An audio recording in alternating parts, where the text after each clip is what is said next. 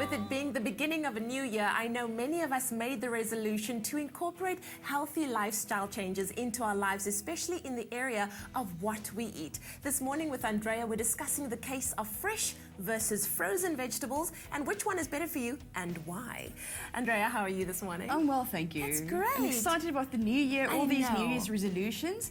And we're going to inspire people to change their behavior in terms of healthy eating habits. Exactly. And share all those tips. And it starts with small things. You don't have to do big things. You can start small and then kind of build your way up. You're right, yes. Now, something that I'm quite interested about is I try to eat as much fresh food as possible. But I see you've also got some frozen food here. Take us through which is better for you and why. When we look at fruits and vegetables, the general rule is always to go for fresh. Yeah. So if you look at these fresh vegetables, the pepper, the baby marrows and the potatoes, it looks really healthy.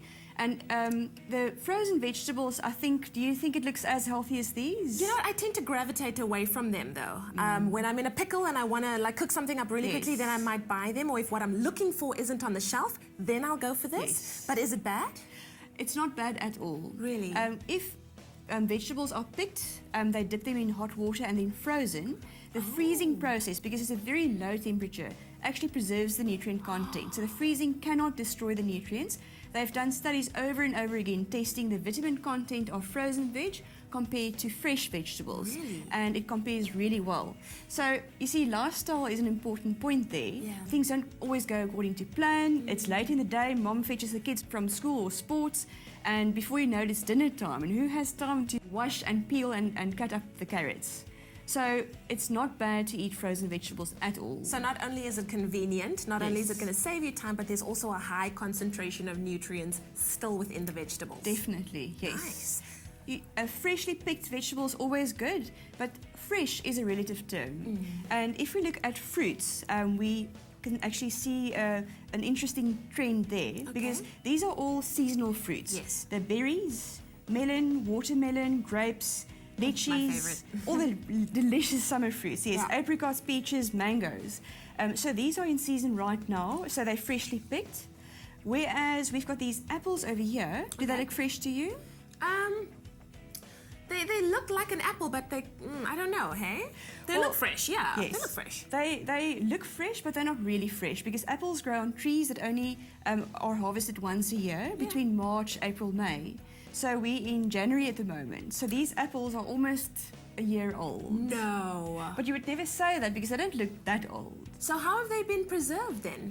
What they do is to make sure that these fruits, specifically apples, available all year round, is they pick the apples before they're completely ripe, and they store them under chilled conditions, not frozen, under sort of lower temperatures, and that delays the ripening process. So when they run out of real fresh apples, let's say from September, October, November, they can quickly ripen these with plant hormones. So it's an artificial ripening process, and then you've got fresh apples in the store.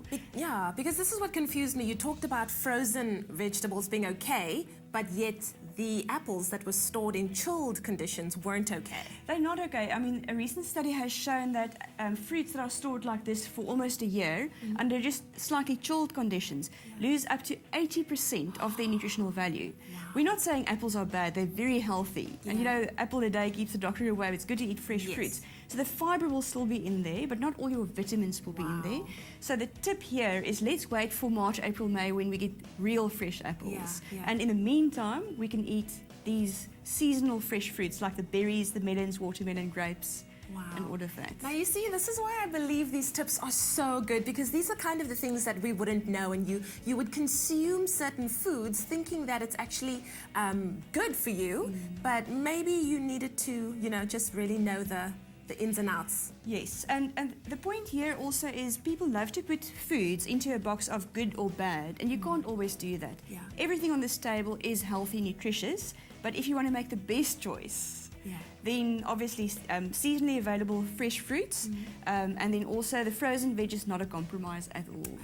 Well, thank you so much, Andrea. Some fantastic tips that you shared with us this morning. If you would like a list on which fruits and vegetables are available in which season, you can go to Andrea's Facebook page. That's Andrea Du Plessis, Vital Expert. Trust Vital for your family's health.